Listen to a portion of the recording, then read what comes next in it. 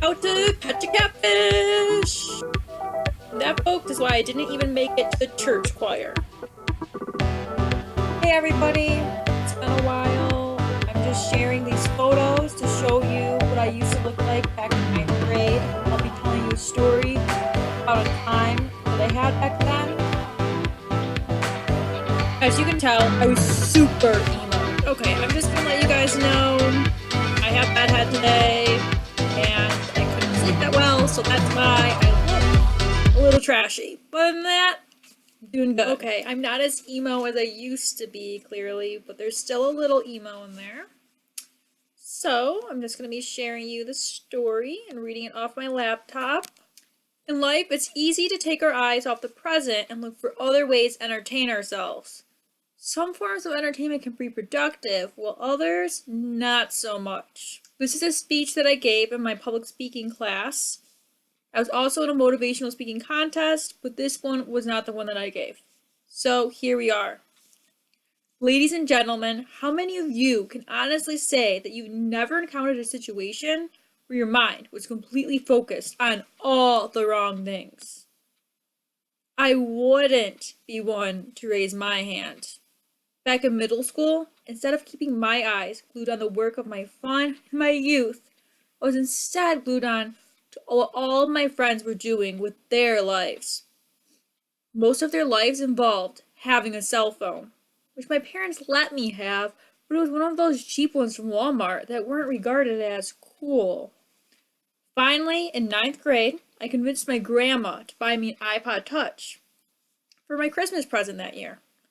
I knew that iPods basically functioned the same as a cell phone, since most of my friends had one. And best of all, they were regarded as cool. When I finally got it, I was so happy. Then, I, like most high schoolers, started to become addicted to my cell phone, or in my case, my iPod Touch. According to Anna Hamanyan, author from the article Is Your Child a Phone Addict? From the New York Times, a survey from Common Sense Media found that over half of teenagers feel addicted to their devices. I was clearly one of them. At first I used it to contact my friends, but very quickly it got out of hand. I started downloading apps where hundreds of strangers would message me at once. I had a few friends and family to talk to in person, but I liked the fact that these people I interacted with over the internet were readily available. It's like they had no life outside of their cell phone. Who am I to judge? I didn't either. I was trying to find friends to talk to over the internet, but instead I found something else. At the time, I was only 14, in 9th grade. Most of them turned out to be older men who looked far over 40. Most of their profile pictures looked like they were older, but when they messaged me, they would lie and say they were a lot younger. All of these older men just wanted inappropriate content sent to them over their devices, specifically targeting younger girls. I was smart enough not to send them any, but I still wanted to talk to them for whatever reason.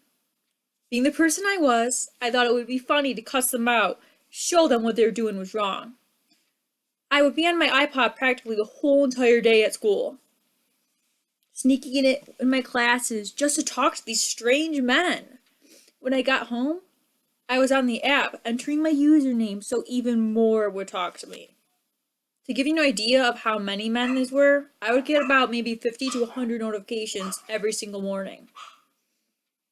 I would also prank them too, with goofy photos of stuff I found off the internet. However, these laughs didn't last for long. After I got a few friends that I knew from high school to try the app, things started to go south. One of my friends who didn't have the same knowledge as me when it came to inappropriate content online started to send some stuff online she shouldn't have been. And one of those men even threatened to post it to a porn website. My mentality at the time was, of course she would, eye roll. But something that I didn't think she would do is tell her at the time boyfriend what she was doing. And what I was doing. She did. and ended up telling the school nurse and principal on us. Next thing you know, I was called into the nurse's office. It's just the nurse, I thought. I'll just say, I won't do it again. It'll be all over with. No, I was wrong. The nurse sat down with me and told me that my friend's boyfriend had told her what was going on. Because of what he told her, she was going to call the cops. Because the guys on the app were pedophiles. Apparently, the school nurse wasn't just a nurse. She was some kind of undercover social worker. Next thing you know, I was having an interview with a cop regarding my interactions with these strangers over the Kik Messenger app I was using. According to webwatcher.com, Kik is an easy app for predators to get their hand on. I felt anxious, and the cops could see it. I was not expecting to be interviewed by a cop that day when I woke up.